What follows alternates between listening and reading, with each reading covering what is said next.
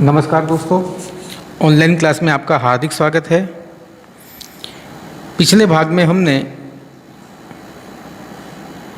पाठ 9 वन्य एवं वन्यजीव संसाधन के भाग 1 में जंगल के प्रकार, मालिकाना आधार पर और प्रशासन के आधार पर निर्वनीकरण क्या है, निर्वनीकरण के प्रभाव तथा वन संरक्षण के उपायों की चर्चा की थी। आज हम आपके भाग 2 में वैविध्यपूर्ण वन्य जीवन क्या है उसकी चर्चा करेंगे। दोस्तों, भारत में जलवायु एवं भूपृष्ठ के संदर्भ में काफ़ी विविधता पाई जाती है। उसका मूल कारण ये है कि भारत की जो जलवायु है वो एक मौसमी प्रकार की जलवायु है, जहाँ पर तीनों ऋतुओं का हम अनुभव कर सकते हैं, भले वो ठंडी हो, गर्मी हो या वर्षा ऋतु हो। और भूपृष्ठ की बात की जाए तो भारत की जो भूमि है, उस भारत की भूमि में भी अनेक प्रकार की विविधता है। कहीं पर रेगिस्तानी भूमि, कहीं पे पहाड़ी भूमि, कहीं पे मैदानी प्रदेश की भूमि, कहीं समतल भूमि, कहीं काली ज़मीन, कहीं लाल ज़मीन। इस तरह देखा जाए तो भूपृष्ठ में भी काफ़ी विविधता पाई जाती है। तो ये जो भौगोलिक विविधता है दोस्तों, इसी कारण से भारत में जो जीव जंतु, पशु पक्षी एवं वनस्पति जीवन में भी काफ़ी वैविध्यपूर्ण देखने को मिलता है। विश्व की बात की जाए तो विश्व में पशु पक्षियों की लगभग कुल मिलाकर 15 लाख से अधिक प्रजातियाँ पाई जाती हैं। और इन 15 लाख की जो प्रजातियां हैं उनमें से भारत में 81,251 जितनी प्रजातियां केवल भारत में पाई जाती हैं। तो इस आंकड़े को देख के हम कह सकते हैं कि भारत का जो जैव वैविध्य है वो बहुत ही बड़ा है, विशाल है, इसे हम कह सकते हैं। जैव वैविध्य की दृष्टि से भारत विश्व में 12वें स्थान पर आता है।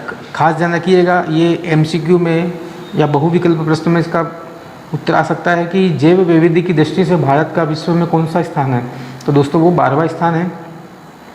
भारत में एशिया, यूरोप एवं अफ्रीका के 3 प्रकार के वन्यजीव पाए जाते हैं। अफ्रीका के झरक, चिंकारा, यूरोपियन लकड़बग्घा, जंगली बकरियां एवं कश्मीरी मृग। दक्षिण पूर्व एशिया के हाथी, गिबन यानी भारत में बंदरों की 3 प्रजातियाँ पाई जाती हैं, गिबन, हुलक और लंगूर। तो गिबन नाम का जो बंदर है वो भारत में विशेषतः पाया जाता है। इस तरह देखा जाए तो भारतीय जैव वैविध्य में काले भालू, एक सिंगी भारतीय गेंडे तो विश्व में अधिकतर जगह पाए जाते हैं, लेकिन जो एक सिंगी गेंडा है वो एक सिंगी गेंडा केवल भारत के असम के जंगलों में, दलदली जंगल जो है असम के, उन दलदली विस्तारों में ये एक सिंगी भारतीय गेंडा पाया जाता है। उसके अलावा हिरन की जो अनेक प्रजातियाँ हैं वो भी भारत में मिलती हैं।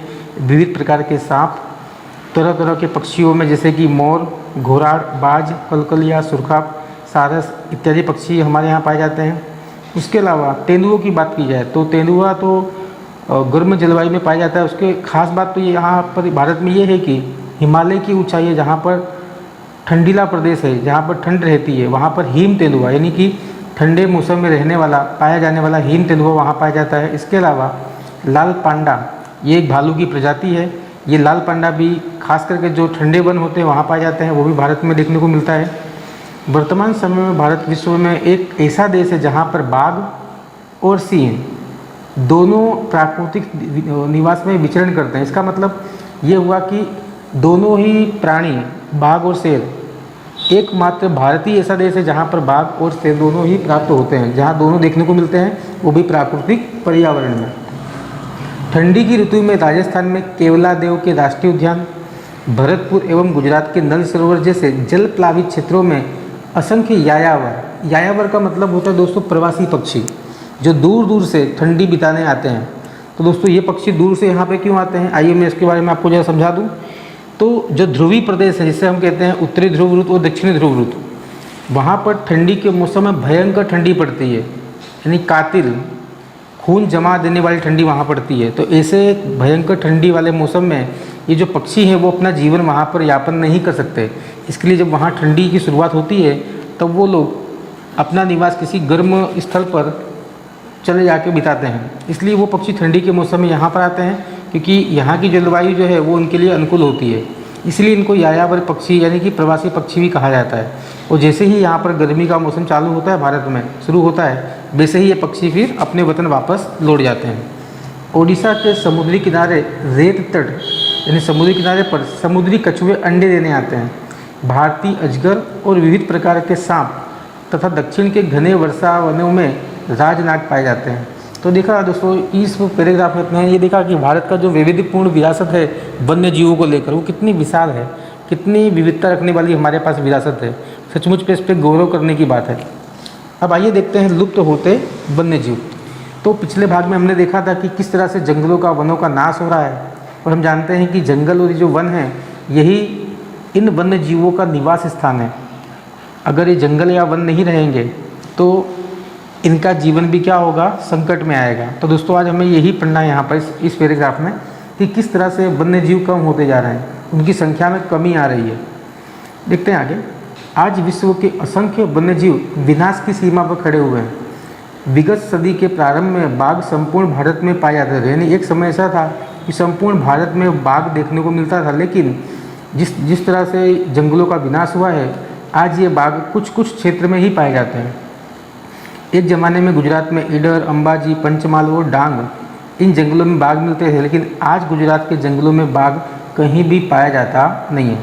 बात की जाए चीते की, चीता तो पूरे भारत देश में से ही गायब हो चुका है, वो कहीं भारत में पाया जाता नहीं है। पहले भारतीय जंगलों में सहज रूप से मिलते अनेक पक्षियों की जातियाँ सौभाग्यवश दिखती हैं। यानी पहले कुछ पक्षी ऐसे थे कि जो हमें बार बार देखने को मिलते थे, आज वो पक्षी शायद ही हमें कहीं देखने को मिलते हों, जिसमें गिद्ध, गुलाबी गर्दन वाली बतख, सारस, उल्लू। लग रहा है कि भविष्य में जिस तरह से अभी जंगलों का छेदन हो रहा है, जंगलों की कटाई हो रही है, ऐसा लगता है कि भविष्य में ये भी प्राणी, ये भी पक्षी हमें देखने को नहीं मिलेंगे। पूर्वोत्तर के अरुणाचल प्रदेश में एक समय व्यापक प्रमाण में दिखने वाले बड़े चिलोत्रा आज सरलता से नहीं मिलते। नदियों के मीठे पानी में पाए जाने वाले घड़ियाल, घड़ियाल यानी ये भी एक मगर की प्रजाति है, दिखने में हूबहू मगर जैसी ही होती है, लेकिन वो मगर होती नहीं है। फिर गांगे डॉल्फिन के अस्तित्व पर भी आज खतरा है। ओडिशा, गुजरात आदि राज्यों के समुद्र किनारे अंडा देने आते कछुओं की संख्या में लगातार कमी आ रही है। एक समय गुजरात की नर्मदा, तापी, मही एवं साबरमती सहित नदियों में मिलने वाली जल बिल्ली ये नदी के पानी में खास करके पाई जाती थी, आज वो भी बहुत ही कम देखने को मिलती है। देखा जाए तो ये भी लगभग लुप्त होने की कगार पर है। इस स्थिति के बारे में हमें गंभीरता से सोचना चाहिए दोस्तों, नहीं तो क्या होगा, आने वाली जो हमारी पीढ़ी है वो इन सभी पक्षियों और प्राणियों को मात्र चित्र में देख पाएंगे, कभी उन्हें अपनी आँखों से रियल में देख नहीं पाएंगे। इसके लिए इन सभी की सुरक्षा करना बहुत ही ज़रूरी है और इस मुद्दे को हमें गंभीरता से लेना चाहिए। आगे देखते हैं। वन्य जीवों के विनाश के कारण हमने अभी इसी प्रकरण में पीछे जो भी पढ़ा उसमें देखा कि भाई कितनी तरह से जंगलों का वगैरह नाश हो रहा है। क्यों? तो मन में एक प्रश्न ये भी आना चाहिए कि क्या कारण है, ऐसे मनुष्य इतना निर्दयी क्यों बना है, किस कारण से वो इनका नाश कर रहा है। तो आइए देखते हैं उसके बारे में दोस्तों। जंगल के क्षेत्रों में घास भूमि एवं जल प्लावित क्षेत्रों में होने वाली मनुष्य की दखलंदाजी से वन्य जीवों की प्राकृतिक विरासत को जोखिम खड़ा होता है। जंगलों का विनाश प्राकृतिक असंतुलन के लिए सबसे बड़ा कारण है। इसका अंतिम प्रभाव वन्य जीवों की संख्या घटाता है। जैसे हमने पहली बात की थी कि जो ये जंगल है, जो वन है, ये प्राणियों के लिए प्राकृतिक निवास स्थान है, लेकिन जब ये जंगल ही नहीं रहेंगे तो जो उनका निवास स्थान है वो छिन जाएगा। तो वो रोड या हाईवे की तरफ जाएंगे या मानव बस्ती में जाएंगे, दोनों जगह ही जाने पर उनकी जान को खतरा है। इस तरह से धीमे धीमे इनकी संख्या में क्या हो रही है, कमी देखने को मिल रही है। फिर प्राणियों के बाल, खाल, हड्डियाँ, सींग, नाखून प्राप्त करने के कारण से भी, यानी मनुष्य इतना लालची है कि उनके बाल, खाल, हड्डियाँ, सींग, नाखून इनको प्राप्त करने के लिए भी वो प्राणियों का शिकार करता है। इस कारण से भी प्राणियों की जो संख्या उसमें काफ़ी कमी आ रही है। इन चीज़ों को वो बेचकर इंटरनेशनल मार्केट, अंतर्राष्ट्रीय जो मार्केट है वहाँ से वो अच्छा पैसा कमाता है। तो पैसे की लालच में भी वो इस प्रकार का शिकार करता है कि जो एक गैरकानूनी है। मनुष्य के लोभ लालच से होने वाला जंगलों का अतिदोहन का मतलब कुछ जो चीज़ें जो हमें जंगलों से प्राप्त होती हैं, तो वो जंगलों से चीज़ें प्राप्त करके मनुष्य क्या करता है, उसे बाजार में बेचता है और पैसे कमाता है। तो जब उसकी पैसे कमाने की लालच बढ़ जाती है तो वो क्या करता है, उन चीज़ों को जंगल में से अधिक मात्रा में निकालना शुरू कर देता है। और एक बार परिस्थिति ऐसी आती है कि वो पूरी की पूरी जो चीज़ें हैं वो जंगल में ख़त्म हो जाती हैं, जो दोबारा कभी उग सकती नहीं है। तो इस तरह उसकी जो लालच है वो भी एक कारण है जंगलों के विनाश का। फिर सड़क, बहुउद्देशीय योजनाओं का निर्माण। कई बार कैसा होता है कि दोस्तों बड़ी बड़ी सड़कों को निकाला जाता है, तो वो सड़कें जो जंगलों में से निकाली जाती हैं, तो जंगलों में से जो सड़कों को निकाला जाता है तो काफ़ी मात्रा में जंगल के जो पेड़ पौधे हैं उनकी कटाई की जाती है, काफ़ी जंगल नष्ट हो जाता है। कई बार बहुउद्देशीय योजनाएं जैसे कि बांध हुआ, इसी अनेक योजना को लागू करना होता है, तब भी जंगल को काटकर वहाँ पर ऐसी योजना लगाई जाती हैं। तो ये कुछ ऐसी योजनाओं के कारण भी जंगलों का विनाश होता है। कई बार खनिज प्राप्ति के लिए भी नई बस्तियों का, जैसे कि जब कोई भी शहर जो है वो धीमे धीमे बड़ा होता है, तो शहर के आसपास के जो जंगल क्षेत्र होते हैं उनको काट कर वहाँ पर मनुष्य रह सके, ऐसा निर्माण कार्य किया जाता है। तो ये कुछ कारण थे, जैसे कि खनिज प्राप्त करने के लिए बहुउद्देशीय योजनाओं के कारण नई बस्तियों का बढ़ावा होना, ये सब कुछ कारण ऐसे हैं कि जो वन्य जीव विनाश के दोस्तों कारण हैं। आइए आगे देखते हैं। कई बार घास चारा प्राप्त करने के लिए ईंधन, आप लोगों ने देखा होगा गाँव में कि अभी भी चूल्हे पे खाना पकता है, उसमें लकड़ियों को जलाकर खाना पकाया जाता है। तो लकड़ियाँ जो हैं वो खाना पकाने के लिए ईंधन है। फिर कई बार पशु चराई के लिए जंगलों पर दबाव बढ़ता है, यानी कि अब जो गांव के लोग होते हैं वो अपने पालतू प्राणियों को चराने के लिए जंगलों में ले जाते हैं। तो दोस्तों, अगर जो पालतू प्राणियों को अगर आप चराने के लिए जंगलों में ले जाएंगे तो जंगल की जो घास है वो ख़त्म हो जाएगी। तो जंगल में रहने वाले जो जंगली प्राणी हैं, हिरन है वगैरह है, बराबर, हिरन है, जंगली भैंस है, तो इन्हें घास कहाँ से मिलेगी? अब इन्हें तो कोई घास देने आने वाला नहीं है। तो चारे की कमी होने के कारण भी क्या होता है, कई बार इनकी मौत हो जाती है। कई बार ऐसा होता है कि जंगलों में आग लग जाती है, और आग लगने के कारण भी क्या होता है, जंगल में जितने भी प्राणी होते हैं वो चारे जलकर खाक हो जाते हैं। यह आग यदि बच्चों के पालन या अंडे को सेने के समय लगे तो वन्य प्राणियों की संख्या पर बड़े पैमाने पर नकारात्मक प्रभाव पड़ते हैं, क्योंकि अंडे देने की जब समय आता है, अच्छा बच्चों का जब होने का समय आता है, अगर उस समय आग लगती है तो बच्चों के साथ साथ जो बड़े प्राणी हैं वो भी क्या होते हैं, नष्ट हो जाते हैं। तो उनकी पूरी की पूरी जो प्रजाति है वो लुप्त होने की एक देखा जाए खतरा रहता है। स्वयं के प्राकृतिक निवास नष्ट होने से बेघर बने वन्य क्षेत्र से बाहर आने वाले प्राणी मनुष्यों के साथ की लड़ाई में कई बार जीवन खो देते हैं। मैंने आपको पहले ही बताया कि जंगल जो है वो उनका प्राकृतिक निवास स्थान है। कई बार जब उनके जंगल छिन जाते हैं तो ऐसे प्राणियों को मानव बस्ती की तरफ आगे बढ़ना होता है खाना वगैरह प्राप्त करने के लिए। तो वहाँ पर जब उनका मानव के साथ में संघर्ष होता है तो कई बार इन प्राणियों को अपनी जान भी गंवानी पड़ती है। फिर देखिए, प्राणिज औषधियों या सुगंधित द्रव्यों की प्राप्ति के लिए किए जाने वाले शिकार ने उन प्रजातियों को विलुप्त के किनारे ला दिया है।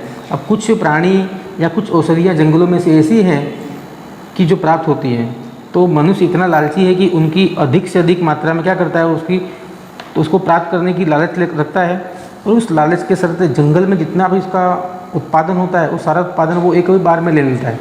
जिससे क्या होता है कि वो औषधि की या उस प्राणी की पूरी जो प्रजाति क्या होती है, ख़त्म हो जाती है। आपने कहानी सुनी होगी वो सोने देने वाली मुर्गे की अंडे वाली। तो उसमें क्या था कि जो लालची व्यक्ति होता है वो सोचता है कि एक एक अंडा देती है तो मैं धीरे धीरे अमीर बनूंगा, क्यों ना मैं इस मुर्गी को एक बार में ही मार दूं और सारा अंडा एक साथ में ले लूं।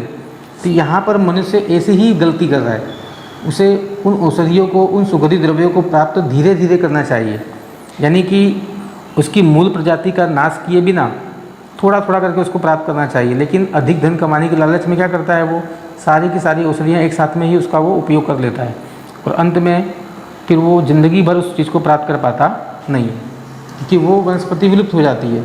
आगे देखते हैं। यहाँ पर देखो दोस्तों, देखिए कुछ जानने योग्य बात दी है लाल पांडा के बारे में। भारत के पूर्व हिमालय में ठंडे वनों में ये पाया जाता है।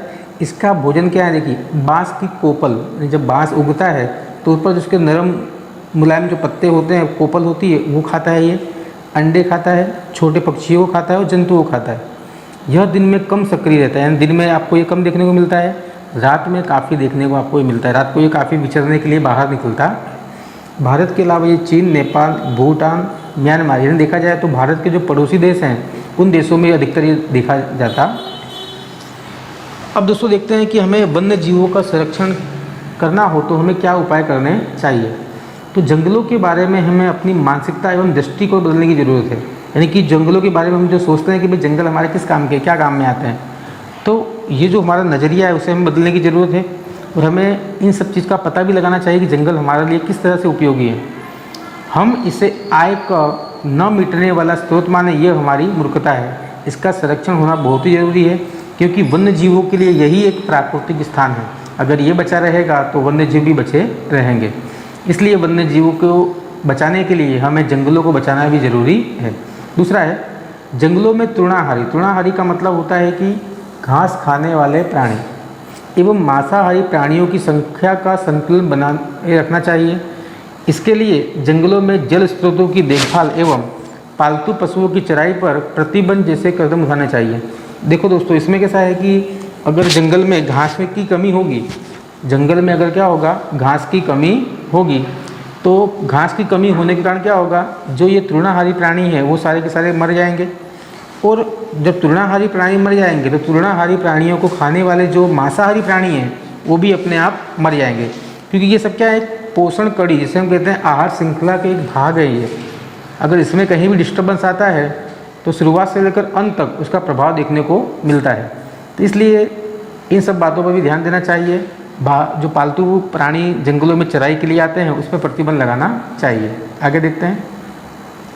शिकार रोकने के कड़े कानून एवं उसकी सख्ती से अमलीकरण कराना चाहिए। जंगलों में होने वाले गैर कानूनी खनन कार्य प्रतिबंध तोड़ने पर कड़ी सजा एवं दंड की व्यवस्था करनी चाहिए।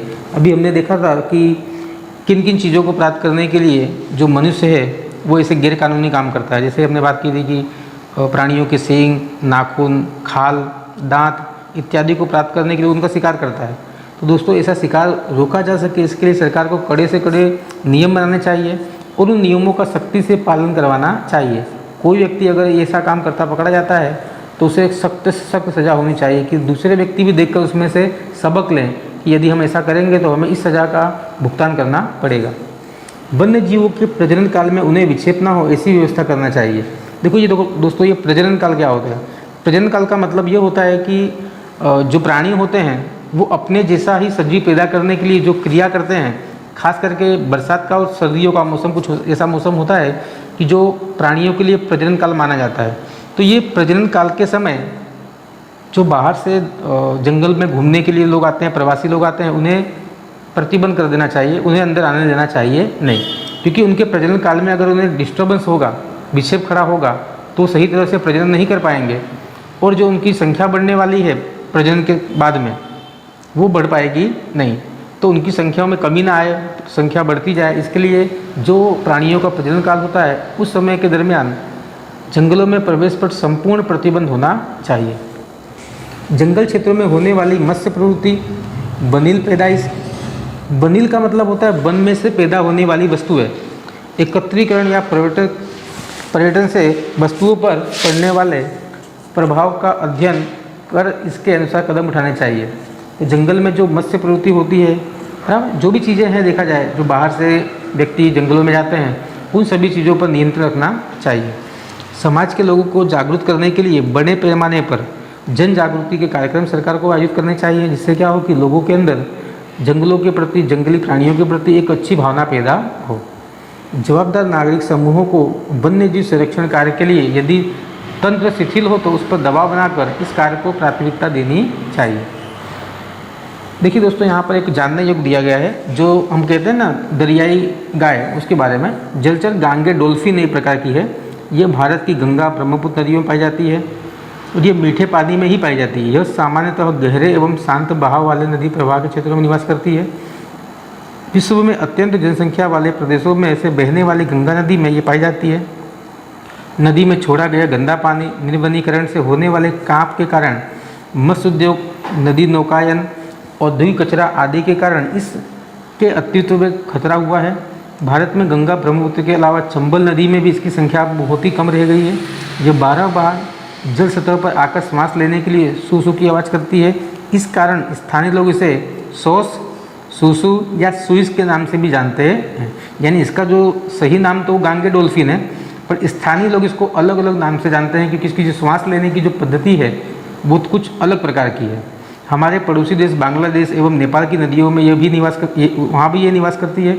वर्तमान में गंगा में डॉल्फिन के अस्तित्व के सामने खतरा हुआ है, क्योंकि औद्योगिक कचरा, नदियों में जो नौकायन है, जो मत्स्य उद्योग है, इन सभी से होने वाला जो डिस्टर्बेंस है वो इसे सही लगता नहीं है। इसीलिए इसकी संख्या में भी धीमे धीमे बहुत ही तेज़ी से कमी आ रही है। दोस्तों, इस भाग में आज हम इतना ही देखेंगे। आने वाले